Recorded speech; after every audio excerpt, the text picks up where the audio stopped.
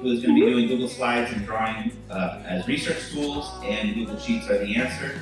And he is also going to be keynoting for us. I want to bring up John Ike. Wow. Hey, hi everybody. This is awesome. Like, don't start the timer yet, because I know the keynote's only got all the time on. But like, I just gotta say, like, I flew into Sacramento. I got here. I've never been here. I walked around kind of early this morning. I was like, this is unbelievable. Like, the door rolls up. This place is unbelievable. What a cool district. Like, you guys are 7 high school. You guys have all ed going on, some adult transitions going on. Everything I've talked to so far is like, you all know it's summer, right? Right, like, this is crazy. Like, you don't really always fill a room full of people 2 or 3 days in the summer. So the fact you guys are all here and ready to rock some Google and have some fun, cute Rockstar style is like, this sign language is mind-blowing. That is mind-blowing that you're here. How many people here are in the first 5 years of your tenure in this district? First 5 years in this district. And honestly, you're kind of new. Let me predict something. I don't think you're ever going to leave. This place seems pretty amazing. How many people have been here between 5 and 10 years? Over 10 years? And you're over 10? What? You've been over here over 10 years and you're coming to summer PD. Anybody over 15 years? In this, you're never leaving. Look at these people. This is home. Over 20 years. Oh my gosh, I want my life.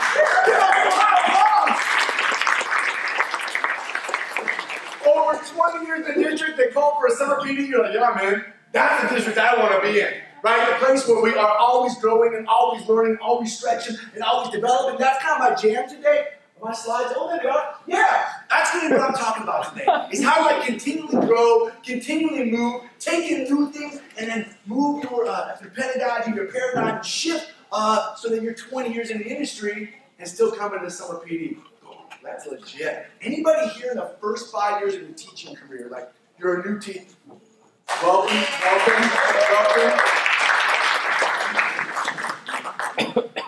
You're gonna dig it. Here's my advice to you. Don't give up in the first 5 years. It gets way better, right? Right. Well, I guess we should start. You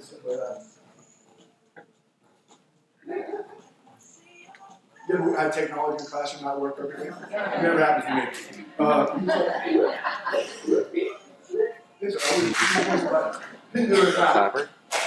Right. Hi, my name's John. I forgot to say that. That's a picture of me. I've been drawing that on classroom desks since like 5th grade. I'm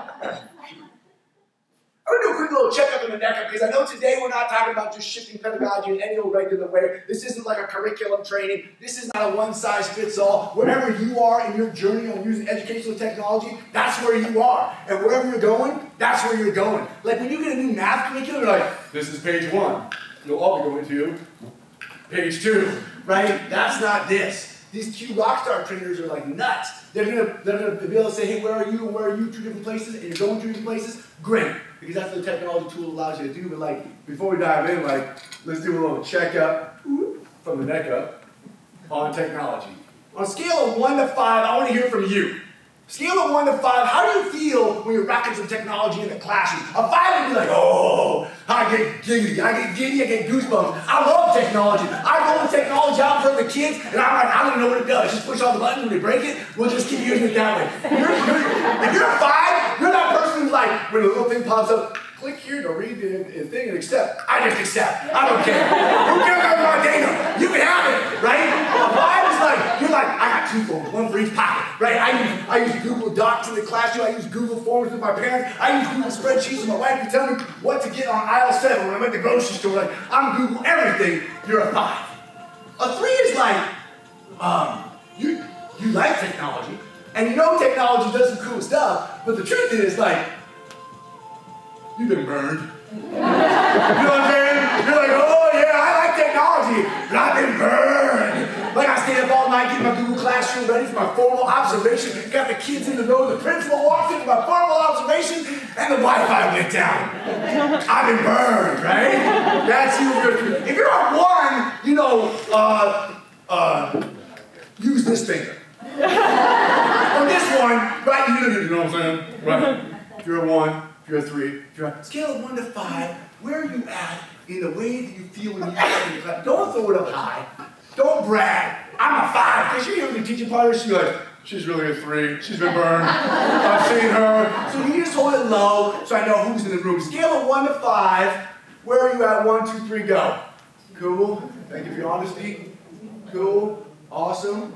Little gate cluster back here. This finger. This finger. Good. Nice. I'm using you. Good. Right on. Cool.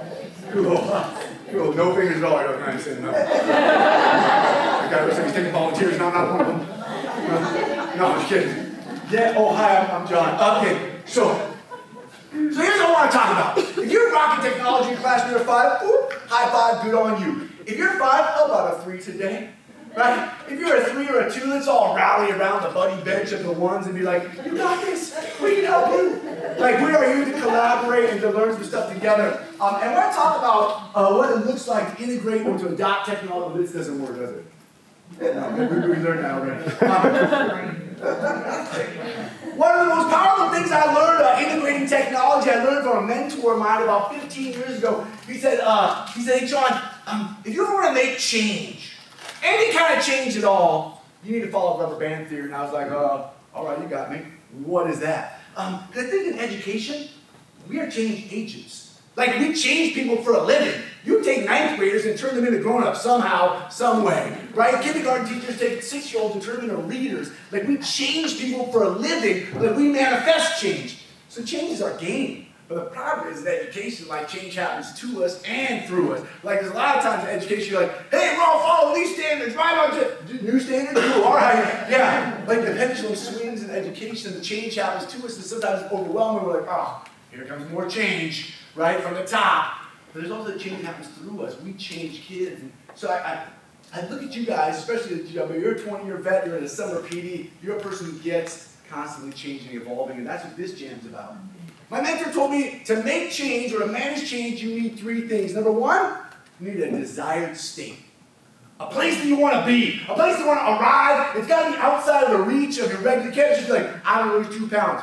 It's Tuesday, I did that, right? It's got to be like a desired state that's out of reach, it's kind of a stretch. It's got to be like a guiding light, a northern star. That desired state is what you want to become, not what you are tomorrow. So that's your number 1, you need a desired state. So like, you guys are rocking different levels of technology or classrooms. Some of you your desired state might be like, hey, at some point, I'm gonna have a 1-to-1 Google Chromebook classroom. I want my kids to come into class on every morning, rock their Chromebooks, design essays with open source and resources that are appropriately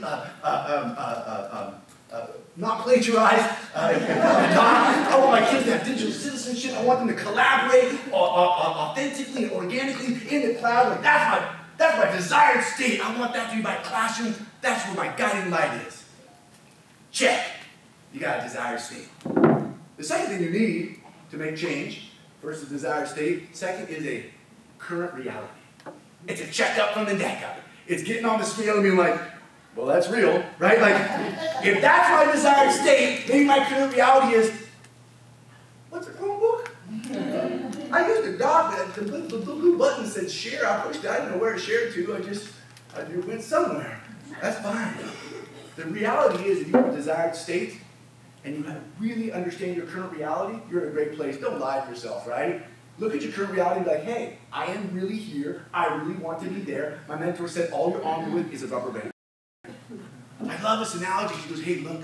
You take that rubber band, and all you can do is stretch it in the direction of the change that you want to make, and then hold on. He says, change is like a rubber band. When you feel the tension, it's working, right? Because that's how change works. It's tension, right? And so he says, take that rubber band and stretch it in the direction of your desired state. You've been to the PD before where they're like, hey, that's your desired state over there, and this is your current reality, and I'm sorry, we only have 1 day, so I'm going to stretch you all the way there, and the rubber band snaps and it hurts your hands. You're like, hey, I'm not doing that again. I'll go back to the worksheet. I got this filing cabinet. I'm going to use this since 2002. It worked then, it'll work now. It's just handling, right? You can't stretch that rubber band too far, too fast, have it snap, and hurt people's hands because it won't come back for more. You are in charge of your rubber band.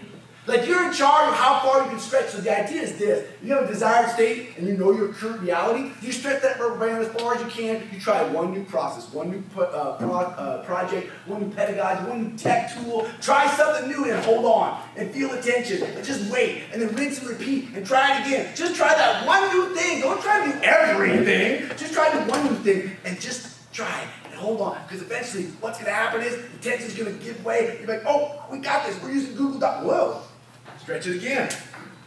One more. We're trying Google Slides now. Hey, we're sharing it. And before you know it, taking iterative stretches and steps, you'll eventually end up in your desired state. But you'll never get there in one stretch. You'll never get there in one big jump, right? It's all about stretching one little thing at a time and holding on tight. And your friends cheering you on, encouraging you, like, that's all you got? Hang in there. That's perfect. You're right in the right place for you. Because if you look around this room, we've got some teachers here in the first 5 years, people here in the 20 years. Like, people have different rubber bands, right? There are people in this room that got crazy growth mindsets. You know the big rubber band? They're like, hey, check it. Woohoo! Wow, no problem. 15 new things today. I'll learn them all. And I'll use them tomorrow, right? And that's fine. Because some people have that. Some of us have like different size rubber bands. Some of us have those, remember the rubber bands you had at races? Oh, that's it, that's all I got. That's it, I'm stretching. Hold on, keep trying. Oh, no, it worked. Oh, and you're moving, and that's fine. If that's your rubber band, you work your rubber band. If you're the big stretch, that's you. And no two people are alike, we know that. So you go into today finding your desired state and recognize that you own your rubber band and you get to take as much and stretch as much as you can over this next day, week, year, 10-year career. A lot of this concept comes from this gal right here, Dr. Carol Dweck. Can I get a, have you heard of her? Yeah, right. The noise from sound effects.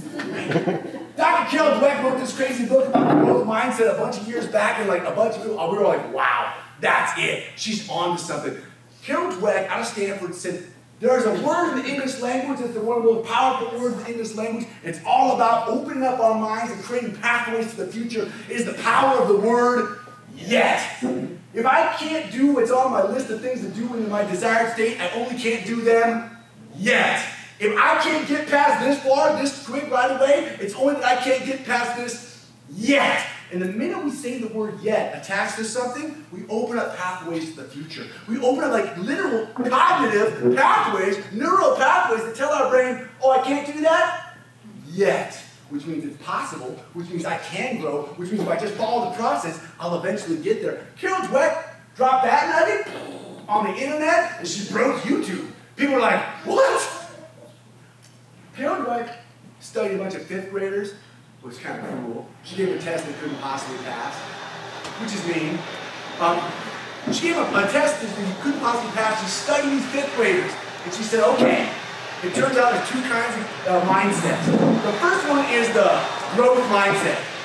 She said, these kids take a test, they meet a challenge they can't possibly perform, and she put the electrodes on the brain baskets, and she watched these kids light up like a Christmas tree. Like when they met a challenge, their brains went, beep, beep, beep, beep, beep, beep. How do I get around this? I can't do this. Only I can't do this yet. How could I maybe try? I'll try it this way. I'll try it that way. Maybe I can attack the problem this way. You might know it. Oh, maybe I can try that. The other kids had what she called a fixed mindset. They met a challenge that they couldn't possibly accomplish, and the brain waves went flat. Because somewhere along the way, these kids have been taught that you either can do something or you can't do something. And it's really weird because it doesn't just apply to kids, right? Like adults all throughout our amazing industry, we're the greatest industry imaginable. What we do is the coolest thing on earth. And we're filled with growth mindset and fixed mindset folks around us, adults. And it's so sad when I meet an adult who's like, well, I can't. I either can or I can't. No way, man. If you're in this industry, if you stop growing, your kids will stop growing. So the deal is, if you can't, you only can't. Yeah, right? That growth mindset's incredibly powerful. She said, which gotta use praise wisely. She goes really in depth in this, and she wrote a follow-up set of research about this, but here's what I would say to you. Praise yourself in the direction of becoming a growth mindset. say to yourself, I am worthy of trying this. And if I try and fail, it's okay to try again.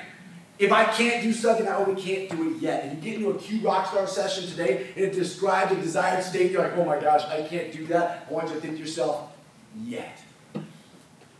This concept, along with a stretch idea, will take you on your journey from wherever your current reality is toward your desired state. What's funny is when you eventually arrive at what was your desired state, when you get there, what's going to happen? You're going to start going, hey, what's that over there? Right? If you're a 20-year vet and you're here on summer break, this is you. She's like out there, right? Constantly stretching, constantly growing. If you stop growing in this industry, then stop this industry. Don't be, right? You're a teacher, you're a learner. And if you're a learner, then kids will learn along with you. That's what I'm preaching. But I'm going to give you a little blueprint, and I promise we'll get up stage. It's a lot of rhetoric. Stretch the rubber band, growth mindset. Let me give you a little blueprint that's used out there. A lot of people have different blueprints for integration of technology tools. It's one of my favorite ones, but there's lots of them. And it's called SAMM. It stands for substitution, augmentation, modification, and redefinition. And what it means is this. Whenever you get a new tool, whenever you get a new trick, whenever you get a new trade, whenever you're going to try something new in your classroom, you recognize that eventually that thing may lead to redefinition. It may eventually lead to a place that's currently inconceivable. But if you say to yourself, that's what I want to do, and I want to do it on the first try, are you going to be successful? No. You're going to snap the rubber band, hurt your hands, and walk away. But I can't do that. But you can do this. And what this says is, start with substitution. Always start with substitution. When you're trying something new, start with substitution. The concept is just take a new tool and replace it for an old tool. My favorite example is, hey, in my classroom, we get our spiral notebooks, we open them up, we look at the quote on the board, and we journal for 5 minutes. Allows me to take attendance, check the sports scores, text my wife. It's good for everybody. It's good for the kids, it's good for me, it's good for everybody. So they're journaling in the spiral notebook. But then I got to do Chromebooks. And I was like, okay, I know Google Chromebooks could redefine my classroom, but that freaks me out, man. And if I try to stretch too far, too fast, I'll be like, put those Chromebooks in the corner, let's put my books on top of them, that's a good new shelf, right? It's a $40,000 bookshelf, right? So I'm like, okay, start with substitution. We always write in the journal. Let's just not use the journal, let's use the Chromebook. So, same exact lesson, same exact design, just substitute the tool. We used to write in the notebook, now we write on a Google Doc. And that's the stretch. That's it. And at first, like, oh my gosh, you have a hard time logging in, or the Wi-Fi went to, and eventually, oh, hey, we're getting pretty good at this. I think the substitution, hey, this ain't so hard. And now we're looking for that next stretch. Start with substitution. The thing is, on the model, you might never use substitution for particular things, but you might grow to augmentation. This is when the tool actually starts to change, Wish I had my clicker. Gonna give him a step count. When the technology starts to change the task a little bit. Hey, we used to write in our journal, and now we just type in Google Doc, and there's really no change. But I just realized, hey, the kids could share these docs with each other and kind of peer edit and peer respond to each other. Hey, that changes the game. Actually, they can technically share it with teachers outside of my classroom and have other teachers. Whoa, that's not like the old spiral notebook, and we lose that thing. So now the tool is starting to go from substitution to augmentation. It's functionally changing the task. If you keep stretching, you might end up in modification, right? We start to realize that with the old journal, the old spiral notebook, we were never going to go out to a magazine and cut out a picture and paste it in, and find an article and cut it out and paste it in. Like, who's got that many magazines in their classroom? But we recognize this tool could allow for real redesign of this lesson. So now we're in a redesign mode. We're in modification. We're like, hey, after they journal write and peer edit, they can go to the internet and find a blogger who has a similar idea about this topic to themselves, and they can paste their blog right in there. And they can find images or pictures. Whoa, we have changed the task. But did we start there on day one? No. We start with substitution. We start with that first stretch. And if you stay there for a day, a week, a month, a year, you stay there for the rest of your career, that's okay, if that's what you and the kids need to do. But if you take that substitution stretch, substitution is the gateway drug to redefinition. You want to change your practice? You want to reimagine what's possible? Substitution is the gateway drug. Because you just start with that one little substitution. Before long, modification. What will eventually happen? A day, a week, a year, a month, or maybe never, is you get to redefinition. To use a tool to the point where it redefines what is possible is fascinating. It's the creation of new tasks that were, wait for it, previously inconceivable. I love this, because what it means is by the time I get over here, I'm doing things that I couldn't have even conceived of before. So if you're here today, looking down there, worried about it, don't, because you can't even imagine what's going to be possible when you get there. So just worry about here. Just worry about the first stretch. Just worry about substitution. And if you eventually get to augmentation, modification, and redefinition, you'll be like, this task was previously unimaginable. I now would have my kids take that Google Doc, share it with each other, peer edit one another, go grab a blogger's blog off the internet that reflects my own ideas in this journal prompt, paste it in here, grab some images, then I have them reach out to the blogger via email and set up a video chat with the blogger. And then the kids get a video chat with the blogger, and then they'll screen capture and get a video of them interviewing the blogger. Then they're going to post it on their own website and share it with their parents. In the days of the spiral notebook, that what I just described was totally inconceivable. And so that redefinition kind of happens on its own. Don't let redefinition now be the goal here. Your goal today is to first imagine a desired state, and second, find that first stretch, that substitution. And then as soon as you get back to your classroom, or you go home tonight, practice on your spouse, you're like, hey, you're a good classroom. You find that first stretch and you hold on tight, and I promise you, eventually, the tension will give way, and you'll start moving in the direction of your desired state. We got some great presentations for you today. I'm honored to be here. Thank you so much for having me today. Go out and find your desired state and stretch. Go right there.